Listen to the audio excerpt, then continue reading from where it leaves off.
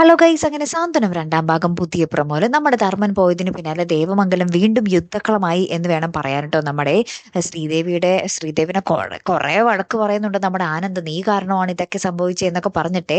അപ്പൊ ശ്രീദേവി ഭയങ്കരമായിട്ട് ഇരുന്ന് കരയുന്നൊക്കെ ഉണ്ട്. അപ്പുറത്താണെങ്കിൽ നമ്മുടെ കൃഷ്ണമംഗലത്ത് നമ്മുടെ സുകന്യയും ധർമ്മനും കൂടി ഇരിക്കുകയാണ്. അപ്പൊ സുകന്യ പറയുന്നുണ്ട്, ഇവിടെ ഇനി നമുക്ക് സ്വാതന്ത്ര്യം നിറഞ്ഞ ദിവസങ്ങളാണ്. എന്താ പറയുക ധർമ്മേട്ട, ഇവിടെ എല്ലാവർക്കും നമ്മളെ ഭയങ്കര കാര്യമാണ് അനുശ്രീക്ക് ഒഴിച്ച് എന്ന് പറയുക കേട്ടോ. അതിന് പിന്നാലെ നമ്മുടെ അനുശ്രീ ഇങ്ങനെ കട്ടിലിൽ കിടക്കുമ്പോൾ നമ്മുടെ അലോക് വന്ന് കുറെ ശല്യപ്പെടുത്തുന്ന രംഗങ്ങൾ അതിന്റെ ഇടയിൽ കാണിക്കുന്നുണ്ടേ.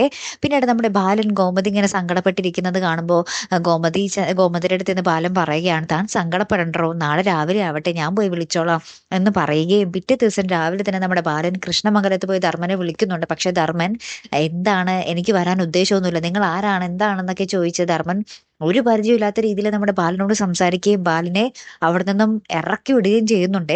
നമ്മുടെ ധർമ്മൻ ഭയങ്കര സങ്കടപ്പെട്ട്, എന്താ പറയാ, ഭയങ്കര ദുഷ്ടനായി മാറി എന്ന് വേണം കരുതാനായിട്ട്. അല്ലെ കൂട്ടുകാരെ, ദുഷ്ടനൊന്നും അല്ല കേട്ടോ. ആ ഒരു സങ്കടത്തിന്റെ പുറത്താണ്. കാരണം ഇത്രയും നാളും കൂടെ നിന്നിട്ട് വിശ്വാസമില്ലല്ലോ എന്നുള്ള ഒരു സങ്കടം. അല്ലെ കൂട്ടുകാരെ, കാത്തിരിക്കുക കേട്ടോ. അടുത്തൊരു വീഡിയോയുമായി വരുന്നത് വരയ്ക്കും ഗുഡ് ബൈ.